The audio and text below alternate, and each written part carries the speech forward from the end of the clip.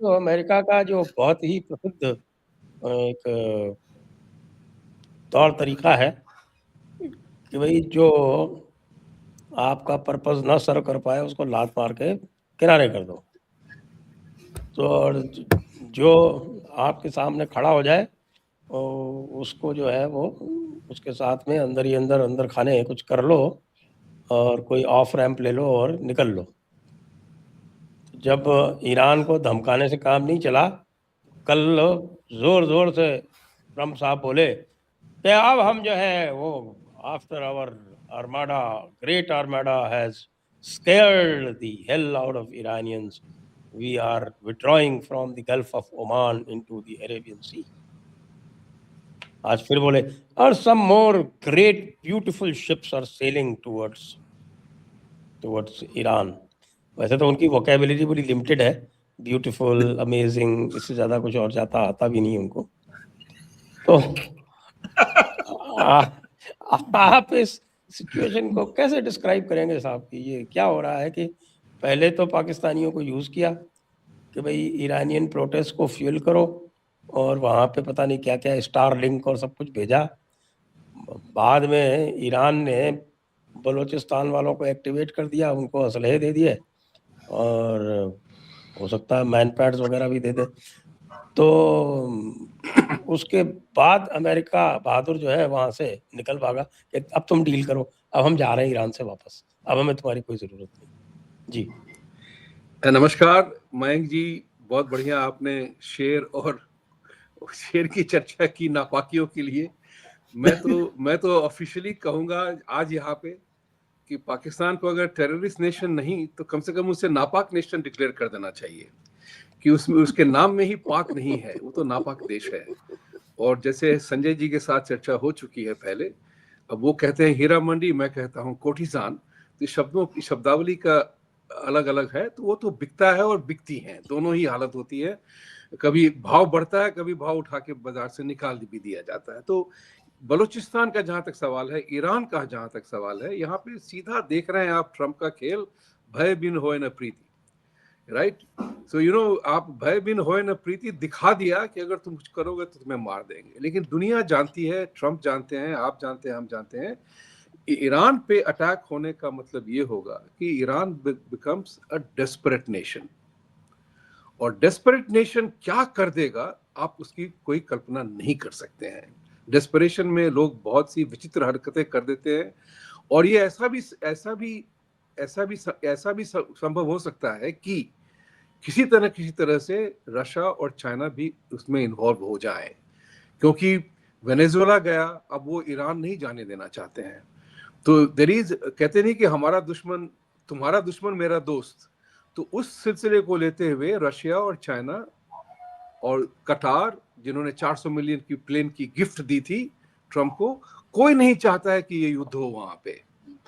और उसका एक और भी कारण है मेरे हिसाब से कि वो इसलिए नहीं चाहते हैं, कटारीज और सऊदीज और ये लोग नहीं चाहते हैं, क्योंकि अगर शिया देश उलट गया, खमेनी उलट गया और वहां पे आपको ज़ोरोस्ट्रियम और पर्शियन कल्चर वापस आ गई, यानी कि इस्लाम का एक एक मेजर मुद्दा भंगित हो जाएगा। शिया निकल गया। हम और आप जानते हैं, सारी दुनिया जानती है कि इस्लाम ने फोर्स के कारण धर्म बदल के सारे देशों पे कैप्चर किया हुआ है। तो सुन्नी लोगों को यह डर हो रहा है कि कहीं अगर ईरान उड़ गया तो कहते हैं वो क्रूसेड और जिहाद की लड़ाई में हमारा एक भंग टूट जाएगा, तो फिर ये हमारे पीछे आएंगे, राइट।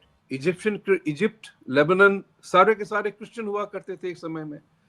तो उसका भय उन लोगों को है, इसीलिए वो कह रहे हैं ट्रम्प से कि वहां लड़ाई न करें। और इसलिए मैं समझता हूं कि ट्रम्प इसमें लड़ाई करने की इच्छुक नहीं है। जैसे ग्रीनलैंड में उन्होंने जाके स्टेटमेंट दिया WEF में, I am not going to take over Greenland. we have a formal agreement, structure of an agreement, I'm satisfied. So structure, framework of agreement, I'm satisfied. आप भी जानते हैं फ्रेमवर्क एक शब्दावली का प्रयोग है, तो ये इंटरनेशनल रिलेशन में। और एक बड़ी इंपॉर्टेंट सी बात है, जिस बात को मैं आपके दर्शकों से, अपने दर्शकों से, सबों से शेयर करता रहता हूं कि understanding the nature of the beast, जिसकी शत्रुबोध की हम लोगों ने चर्चा की थी इस बार जयपुर डायलॉग में, अगर इसको अंडरस्टैंड करें, the nature of the beast, ये रियल एस्टेट बिल्डर डेवलपर है। ये फेमस क्यों है डोनाल्ड ट्रंप? उसने अपनी बिल्डिंग्स बनाई हैं, होटल्स बनाई हैं, नाम फेमस किया है, गोल्फ कोर्सेज बनाई हैं। यूके में गोल्फ कोर्स इतना फेमस है कि स्कॉटलैंड में, जो कि वो, इसको तो डर है कि कोई हमारा बिल्डिंग तोड़ ना दे। तो he is a builder developer. Builder developer किसी चीज का नाश नहीं करना चाहेगा। हाँ, एक हवा लगा देगा, जैसे ईरान पे न्यूक्लियर अटैक करवाया था, न्यूक्लियर के बारे में अटैक किया था, लेकिन ये लड़ाकू आदमी नहीं है। ये हर जगह शांति ही ढूंढेगा, चाहे हम उसकी वक्तव्यों में जो भी देखें। धूम धड़ाका मारेगा लेकिन लड़ाई नहीं करेगा ये। सो आई थिंक ईरान में लड़ाई नहीं होने वाला है। वो जरूर होगा, जैसे आप लोगों ने बलूचिस्तान की बहुत अच्छी चर्चा की। मैं तो समझता हूं कि रहमान बलोच और डकैत बलोच दोनों जिंदा आ गए वापस वहां पे पाकिस्तान की लेने के लिए। तो मार्च साहब, में जब आप हमारे ऊपर तो नहीं कोई इशारा कर रहे हैं? नहीं नहीं नहीं, आपके ऊपर क्यों? हम आप अब मित्र हैं भाई, हम लोग, हम एक ही नैया के सेवे के चलाने वाले हैं। आई एम सेइंग दैट वहां पे आ रहे हैं वापस। बलूचिस्तान में धुरंधर की खेल शुरू हो गई है, बहुत चली रही है और वो चलेगी। अभी तो वहां पे बलूचिस्तान बनेगा। I agree with Mayank ji that you know अब समय हो गया है। यहाँ आपको एक और बता दूं, यहाँ पे न्यूयॉर्क में फ्री तिब्बत वालों की मुलाकात हुई थी, मीटिंग हुई थी कुछ दिनों पहले, और उन लोगों ने बताया कि किस तरह से हम चाइना का विरोध करेंगे। मैंने कहा कि ये तो 40 साल से चल रहा है, 50 साल से चल रहा है, जितने सालों से, और कितना चलेगा पता नहीं। लेकिन इतना इतना बता दूं, लोगों ने ये भी वक्तव्य दिया कि दलाई लामा की जो पद्धति है वो नहीं चलेगी चाइना के साथ। They are looking for India's help in free Tibet. Whether India करेगा या न करेगा मैं नहीं जानता हूं। वेदर हम वसुधैव कुटुंबकम का चोला पहन लेंगे या अहिंसा परमो धर्म का, I do not know that. But हमको वो उसका अगर हमने शह नहीं दी, सपोर्ट नहीं किया, तो गड़बड़ हो जाएगा। तो there are lot of geopolitical movements happening. Trump जो भी हो, ईरान पे थर्ड वर्ल्ड वॉर नहीं होने देगा।